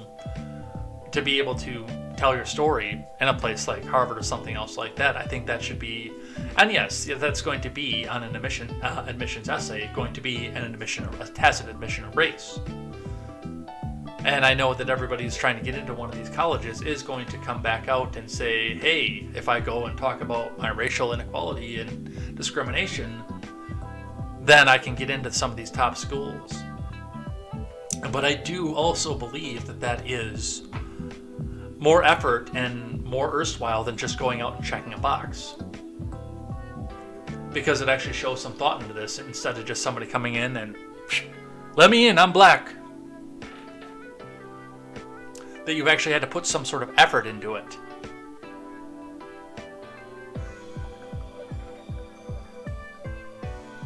I'm not unsympathetic to colleges going and taking race as a factor when they do their admissions processes. Having lived among that region, that part of Kenosha, I understand where some of the historic disadvantages come in. And the fact that a lot of these people go out to Bradford or Ruther, which neither one of those two schools care. I'm going to just come right out and say that. Neither one of those two schools care at all.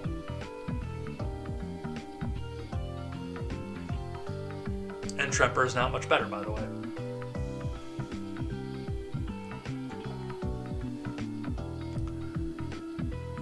But again, if it's going to be something like that, I'd rather see it be something with effort. Something where you actually had to put in an effort and show that, yes, I want to be here because I want to better myself. Not just because my guidance counselor said that you got the pick of the litter because of the color of your skin.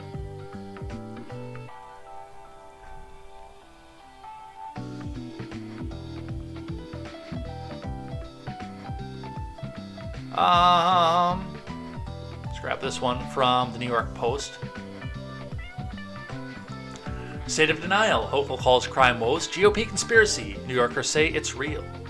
From Jesse O'Neill, Carl Campanile, Kyle Schnitzer, and Emily Crane.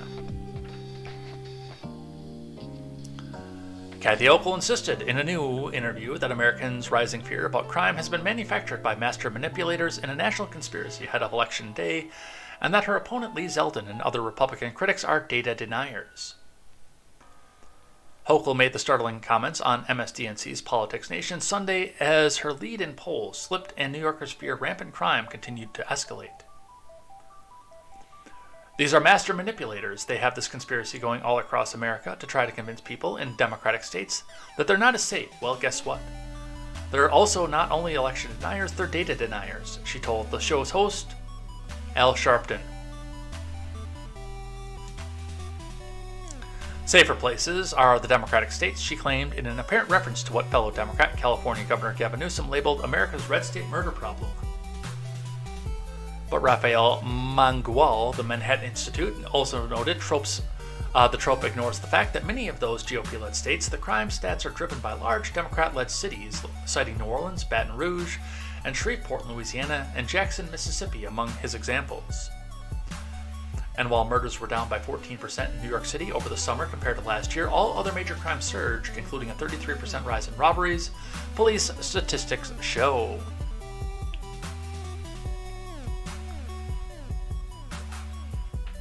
Yeah, I wouldn't go to New York City. I also probably wouldn't go to Jackson. Or New Orleans. And yes, even though those are very, very red states, you get in a big crowd and just stuff starts to happen, just like it did in Seoul. I'm not a big crowds person.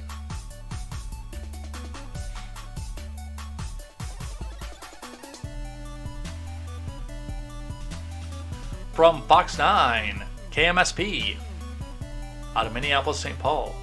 Federal judge rules in favor of bikini baristas over dress. From Alejandra Guzman and the Associated Press. Everett's dress code ordinance saying bikini baristas must cover their bodies at work has been ruled unconstitutional by a federal court. The decision in a partial summary judgment this week comes after a lengthy legal battle between bikini baristas and the city of Everett over the rights of workers to wear what they want, the Everett Herald reported. Giovanna Edge, owner of XO Espresso off US 2 and several others, stands across Everett, says they were targeted. She took action, filing a lawsuit against the city, arguing discrimination. I'm a firm believer in standing up for your constitutional rights. I completely felt this was wrong, and I completely felt it targeted women, Edge said. 5 years later, the courts agreed.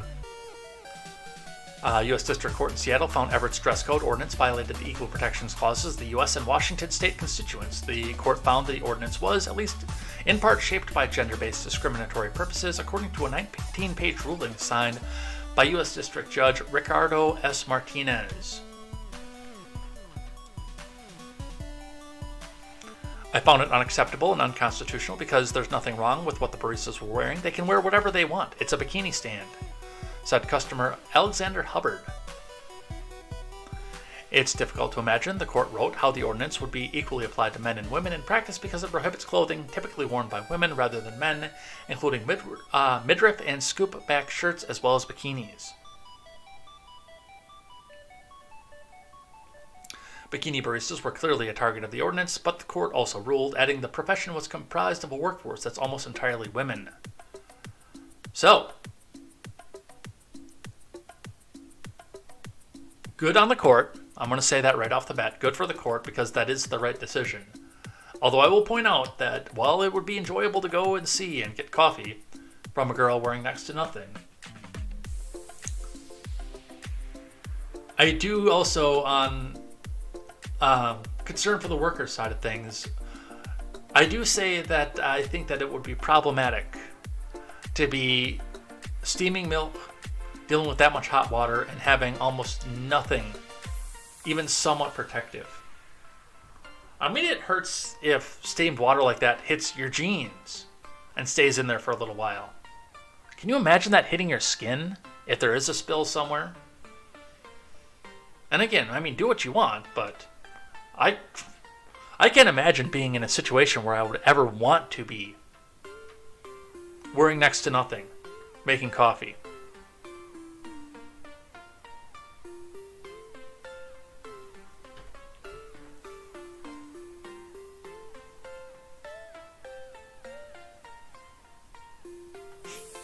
There's a fun one here quick before we head out of here. We've got a couple more, then we'll head out of here for the day.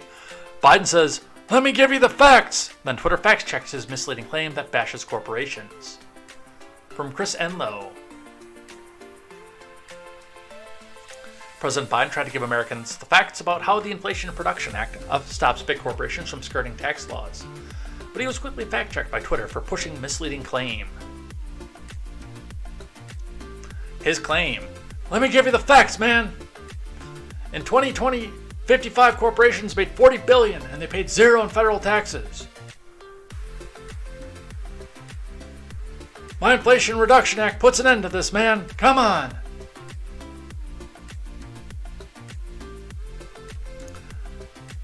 The Inflation Reduction Act, which does not actually reduce inflation, imposes a minimum 15% tax on companies that on average earn more than $1 billion per year, according to Bloomberg Tax. That provision is designed to prevent the largest corporations from exploiting tax loopholes that allow them to pay little or no federal taxes. Moreover, the Joint Committee on Taxation estimated that only 150 companies would be subjected to the tax. Twitter included a fact check on Biden's tweet added by members of Birdwatch, the platform's community-based approach to misinformation. The information blur pointed out of the 55 corporations the tweet references, only 14 had earnings greater than $1 billion and would be eligible under Biden's tax laws.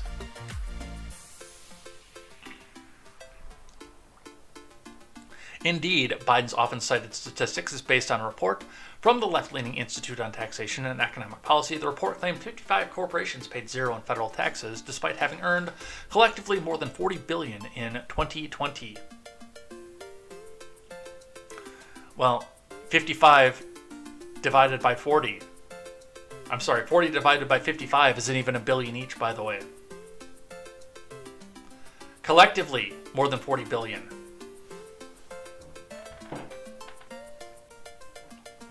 But that figure is misleading because, as the Twitter blurb noted, only 14 of those companies earned more than $1 billion that year, and thus would be subjected to the corporate tax imposed by the Inflation Reduction Act. Ironically, the Washington Post fact-checked the claim last October and mostly absolved the president of pushing misleading claims.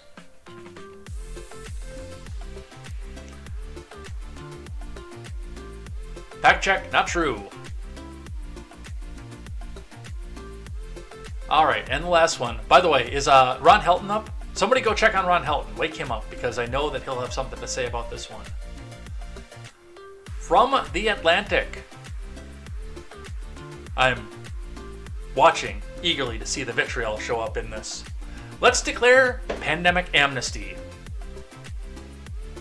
We need to forgive one another about what we said and did when we were in the dark about the COVID. From Emily Oster. Vitriol incoming in 3, 2, 1. In April 2020, when nothing else to do, my family took an enormous number of hikes. We all wore cloth masks that I had made myself. We had a family hand signal, which the person in the front would use if someone was approaching on the trail and we needed to put on our masks. Once, when another child got too close, my then 4-year-old son on a bridge yelled at her, "Social distancing." These precautions were totally misguided. In April of 2020, no one got the coronavirus from passing someone else hiking. Which we told you in 2020. Outdoor transmission was vanishingly rare. Our cloth masks made out of old bananas wouldn't have done anything anyway. Which we told you in 2020. But the thing is, we didn't know. I've been reflecting on this lack of knowledge. Thanks to a class I'm co-teaching at Brown, which is half your problem. We've spent several lectures reliving the first year of the pandemic, discussing the many important choices we had to make under conditions of tremendous uncertainty. Some of those choices turned out better than others. To take an example close to my own work, there's an emerging, if not universal, consensus that schools in the U.S. were closed for too long. Which we told you in 2020. I think they should have stayed closed longer personally, but that's because I have an opposition to the public school system. But I knew back then that as soon as the parents started seeing the lesson plans, the teachers union was going to be doing something to go try to stop the at-home learning.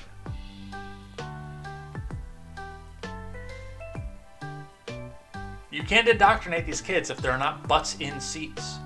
And if they're watching the Zoom call, they could have contemporary on in the background and actually be learning something, rather than regurgitating facts.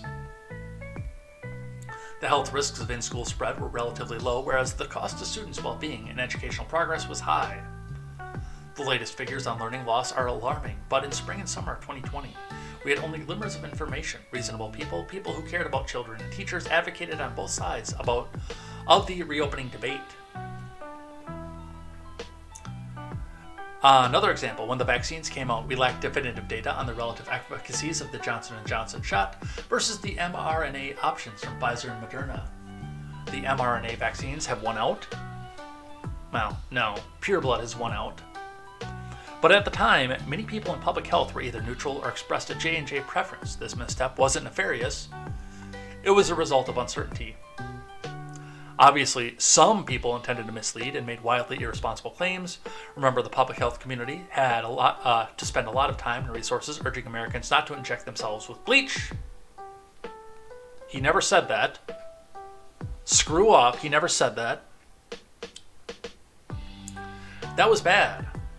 Misinformation was and remains a huge problem, but most errors were made by people who were working in earnest for the good of society. Given the amount of uncertainty, almost every position was taken on every topic, and on every topic someone was eventually proved right, and someone else was proved wrong. In some instances, the right people were right for the wrong reasons. In other instances, they had a prescient understanding of the available information. The people who got it right for whatever reason may want to gloat. Those who got it wrong for whatever reason may feel defensive and retrench into a position that doesn't accord with the facts. All this gloating and defensiveness comes to gobble up a lot of social energy and drive the culture wars, especially on the internet. These discussions are heated, unpleasant, and ultimately unproductive. In the face of so much uncertainty, getting something right had a hefty element of luck, and similarly, getting something wrong wasn't a moral failing. Treating pandemic choices as a scorecard on which some people racked up more points than others is preventing you from moving forward. And this is where it gets to the F off point of this. We have to put these fights aside and declare a pandemic amnesty. We can leave out the willful purveyors of actual misinformation while forgiving the hard calls people had no choice but to make with imperfect knowledge. So, we need to declare a pandemic amnesty. The people that disagreed with me in the midst of authoritarianism, screw them. No, ostracize them forever. But the people that were wrong about this on my side, that were trying to be too authoritarian, just forgive them. No. No. You don't get to do this now. You saw the ability to use the state in a state of emergency to come back and force us all into our homes, away from our families, some of us away from our jobs, and tell us that we couldn't go to work if we didn't get the holy jab, if we didn't wear the mask, that we were a grandma killer, that we couldn't spend time with our families.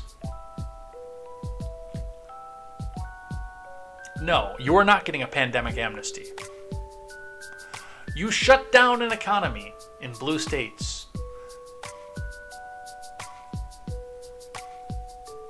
and forced to sit in an economic recession. No, you will not be getting a pass off of this one.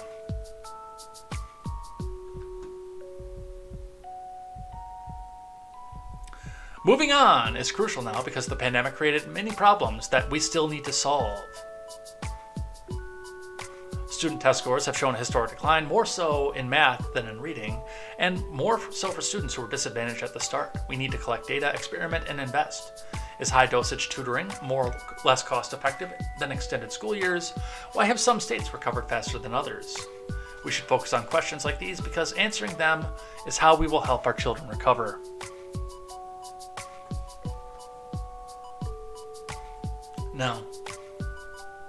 No, you're not getting a pandemic amnesty. I don't care about your olive branch.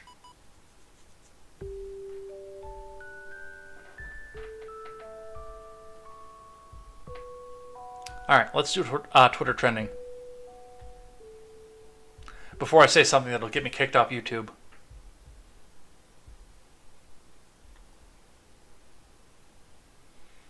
And it looks like we already see what the first one's going to be over there. So on trending today, Takeoff. Migos rapper Takeoff was fatally shot in Houston. Rep confirms to the Associated Press. Which is weird because I have no idea who this person is.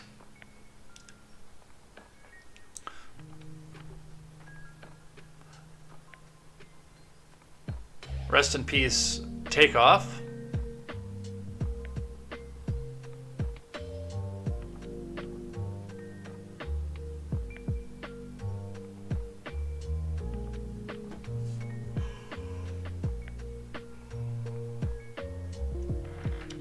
Something I can't say on YouTube. R.I.P. Takeoff. I don't know what Migos is. I don't know what Takeoff is. Migos rapper Takeoff has died in a shooting outside a bowling alley in Houston. A rep confirmed he was 28. That must be one of those red states have higher murders thing, right?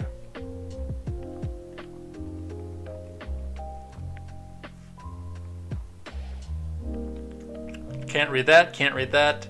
Yet unfortunately, going down through this, I look at this and I just keep saying, well, because of that N-word, I can't read most of this. Now he's took off.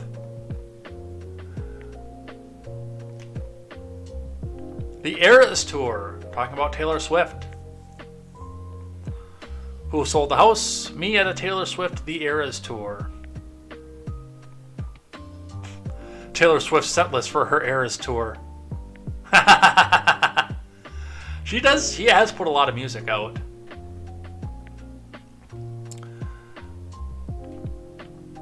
I'm enchanted to announce the next tour, Taylor Swift, The Eras Tour, a journey through my musical eras of my career, past and present. The first leg of the tour will be in stadiums across the U.S., with international dates to be announced as soon as we can. I would not mind going back over some of the early Taylor Swift years. Let me in, Ticketmaster. Some of the later stuff I didn't so much care for, but when Taylor Swift still considered herself a country artist, I actually enjoyed some of the music.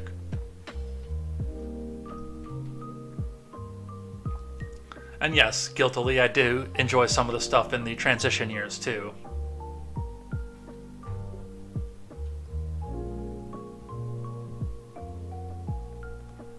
So this is probably going to be in a place near you sometime here. Let's see, for me, Chicago right now would be the close one to here. Nothing in Florida for our resident Swiftie. Although Atlanta. You could go do that one. Resident Swiftie.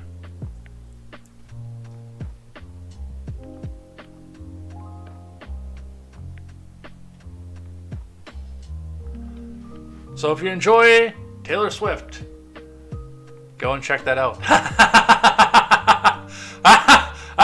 Oh, that's funny. Translated.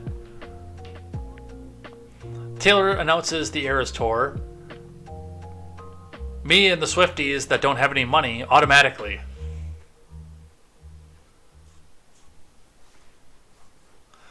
And you've got Visa, MasterCard, American Express, or a kidney.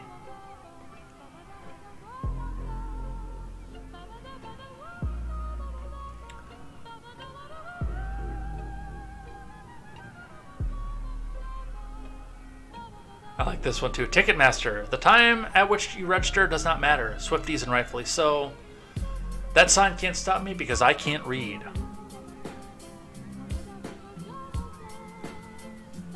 Alright. Davido.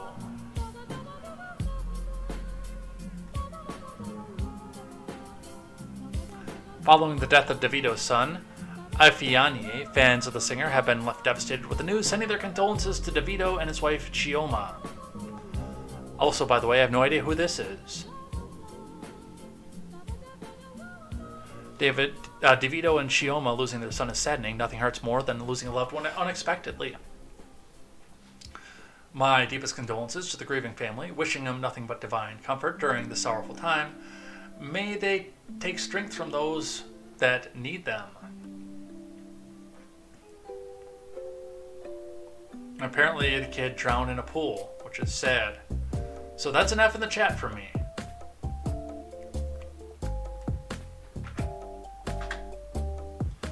Again, don't know who this is. But to lose a young child in a pool like that, that is sad.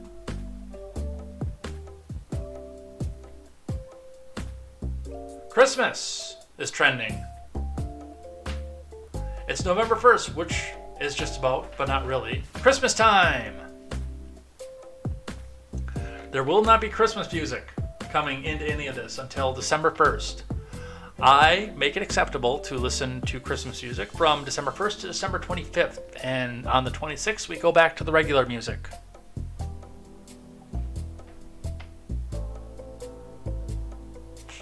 Tim Pool, Christmas shopping begins. Let's listen. Jack, you want to shout anything out? Maybe a pillow or a book? Your My Pillows are made right here in the United States, so support American workers, buy American, beat the supply chain, beat China. Go to mypillow.com. Utilize promo code BOZO. Promo code BOZO. BOZO. BOZO. Promo code BOZO. BOZO. Utilize promo code BOZO. BOZO. BOZO. Promo code BOZO. BOZO. Utilize promo code BOZO at mypillow.com and other various sundry websites. We're just killing it over there. Wow. If you're having trouble sleeping, anxious about Elon Musk taking over Twitter and potentially losing your job, Vijaya, it's simple. Utilize promo code BOZO. BOZO. BOZO. Promo code BOZO. BOZO. Utilize promo code BOZO. BOZO.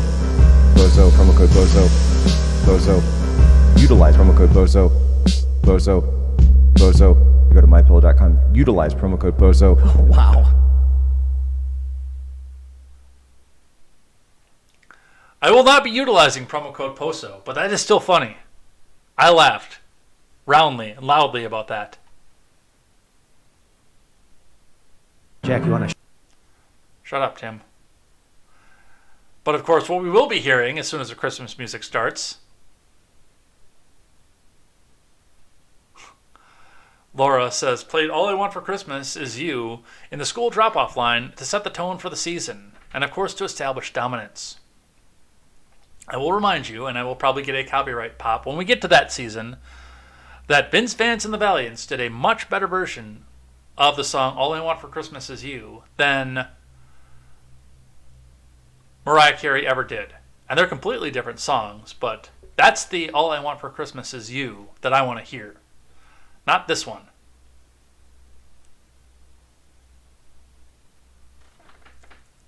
It's now Christmas season. That would probably get me a ding. So yes, apparently according to this, it is now Christmas season. Although, again, I wait till after deer hunting.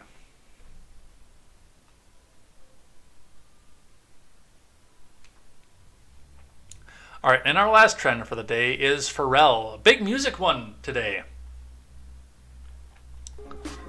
Some of these people I've heard of, and some of them I have not. Presenting the Rolling Stones musicians on Musicians, cover stars, BTS TWTs, and Pharrell Williams. The two superstars talk about a secret collab, their creative process, warding off doubt, and more.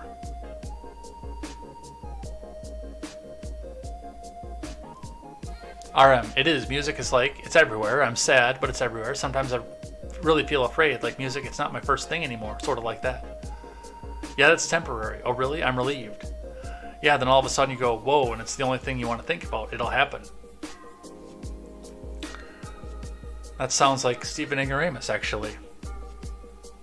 BTS and Pharrell have a collab on the way. I don't know who BTS is. I know who Pharrell is.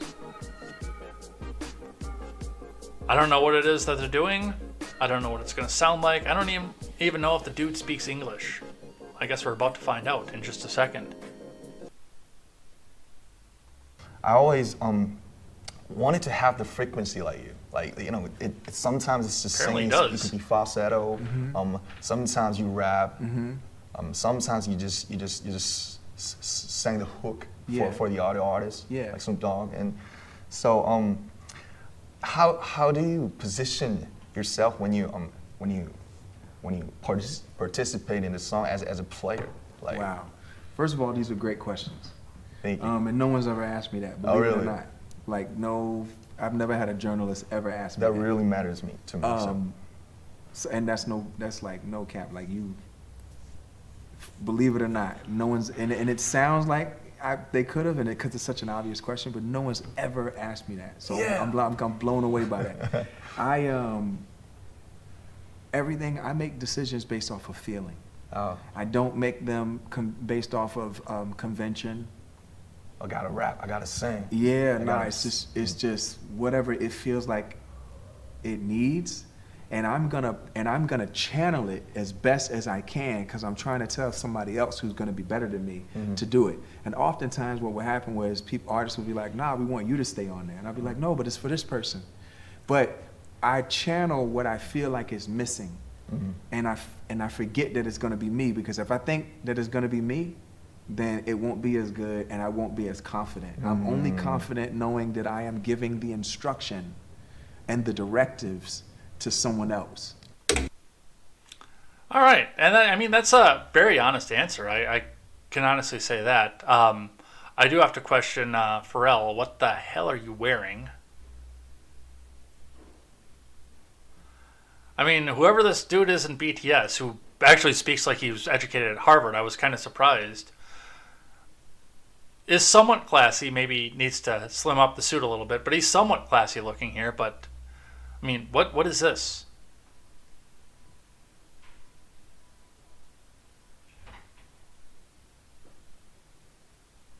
I don't know.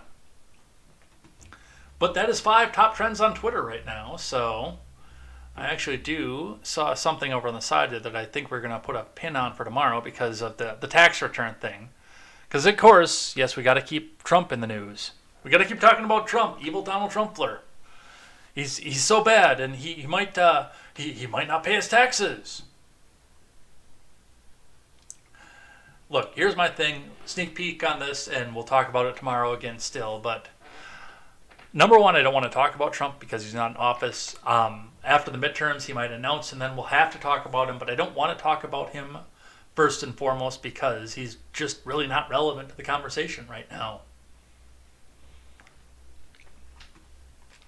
And yes, that is even going back and thinking about how much better my life was under the administration. Still, I don't want to talk about that. But more importantly, the thing that I have with that is the fact that he is a private citizen and the government has no right to any of his documents, even the documents they generated, that they can easily just go over to the IRS and get.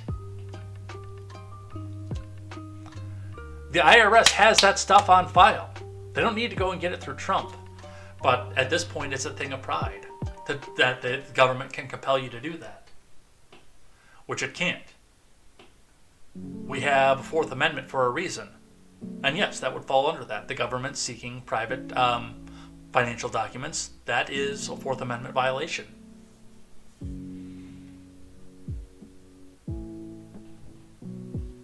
Without a warrant, it's an unreasonable search and seizure.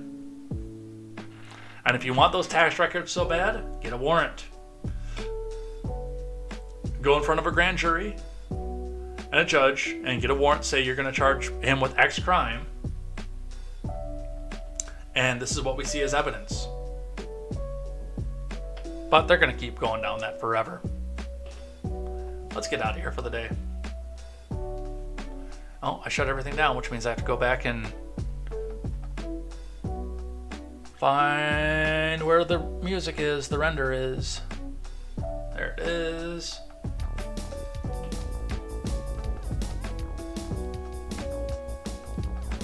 All right, so thanks everybody who came by and hung out with me this morning and chatted in the live chat and gave us all the fun stuff that we talked about with the, what was the word that she used?